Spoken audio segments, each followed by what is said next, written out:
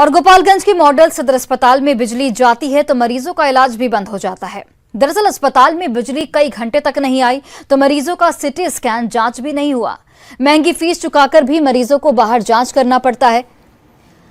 मरीजों की शिकायत पर सिविल सर्जन ने ट्रॉमा सेंटर में सिटी स्कैन वार्ड की जांच की और एजेंसी को 30 नवंबर तक वैकल्पिक व्यवस्था करने का अल्टीमेटम दिया गया। मॉडल सदर अस्पताल के सिटी स्कैन का जायजा लिया हमारे सहयोगी गोविंद कुमार ने।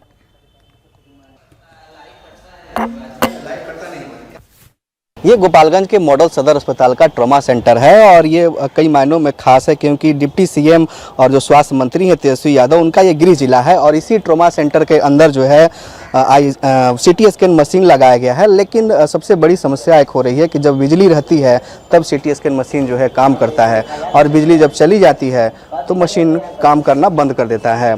अंदर की आपको हम तस्वीरें दिखा रहे हैं जहाँ पर सिटी स्कैन का जो मशीन है, ये अनार उगा के हर साल 1 एकड़ की जमीन पर 10 लाख कमा रहे हैं।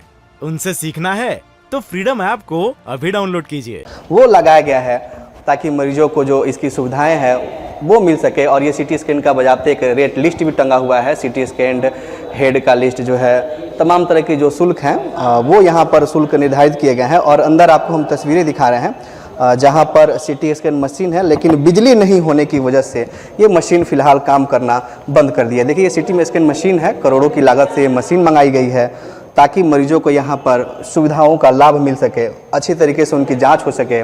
लेकिन बिजली नहीं होने की वजह से सब कुछ जो है ठप पड़ा हुआ है। और इसका निरीक्षण करने भी गोपालगंज के जो सिविल सर्जन है डॉक्टर वीरेंद्र प्रसाद, वो पहुँचे हुए हैं। हम उनसे ही जानते हैं कि किस तरह की व्यवस्थाएँ हैं ताकि मरीजों को इसका लाभ मिल सके।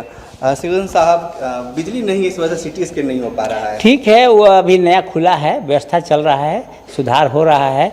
ये 30 तक जो है जनरेटर लाने के लिए कमिट किए हैं। 30 तक हो सकता है कि ये ला दे, नहीं लगे तो इन पर कार्रवाई होगी। तो सिविल सर्जन साहब है जो कह रहे हैं कि साफ तौर पे कि नहीं, अगर जनरेटर आएगी डीजी जनरेटर तो इस मामले में कार्रवाई भी की जाएगी। गोविंद कुमार, न्यूज़ 18 गोपालगंज। और बगहा में गंडक नदी के जलस्तर में लगातार हो रही गिरावट के बाद शहर के शास्त्री नगर में कटाव तेज हो गया है। बस स्टैंड के लिए चयनित 40 एकड़ जमीन तेजी से गंडक नदी में विलीन हो रही है। कटाव की गति इतनी तेज है कि अब एनएच और रिहायशी इलाके से नदी की दूरी 50 मीटर तक आकर सिमट गई है। कटाव से प्रभावित परिवार इस वक्त संकट में है। अब कटाव निरोधी कार्य नहीं शुरू किए जाने की वजह से लोगों की परेशानी और भी ज्यादा बढ़ गई है। गंडक नदी से हो रहे कटाव का जायजा लिया हमारे सहयोगी मुन्ना राज ने।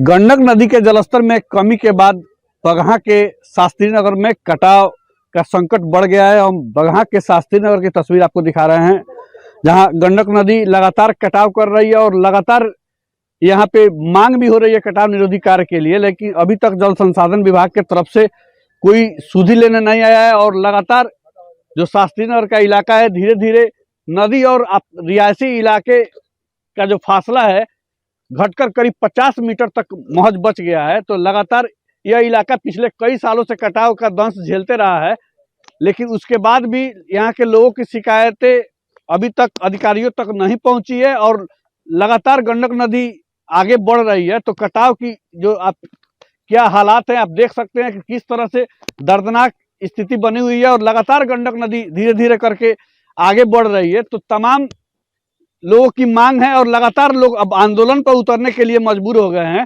और लगातार जिस तरह से कटाव हो रहा है और यही हालात बना रहा तो एनएच से फासला महज 100 मीटर से भी कम रह जाएगा।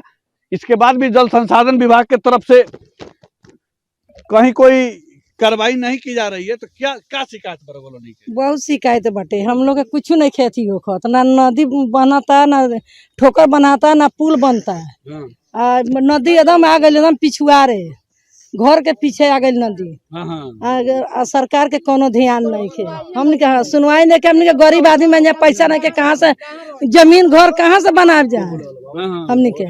तो सरकार कम से कम ध्यान दी जाए कि हमने के कोनो उपाय के करी जाए मान के। कटाव हुआ यहाँ तो यहाँ से उजाड़ कर सरकार ने आधा गांव को ले जाकर नीतीश नगर बताया। वही हालात फिर भी नदी का आ गया है। बाकी लोग अब उजाड़ कर कहाँ जाएंगे यहाँ से? तो आप लोग मांग नहीं कर रहे हैं? मांग कर रहे हैं तो सरकार का कोई सुनवाई हो रहा है। जल संसाधन विभाग के अधिकारी अब तक शिकायतों के बाद भी कटाव निरोधी कार्य के लिए नहीं पहुंचे हैं, जिससे लोगों का आक्रोश बढ़ना लाजमी है। मुन्ना राज, न्यूज़ 18, बगहा।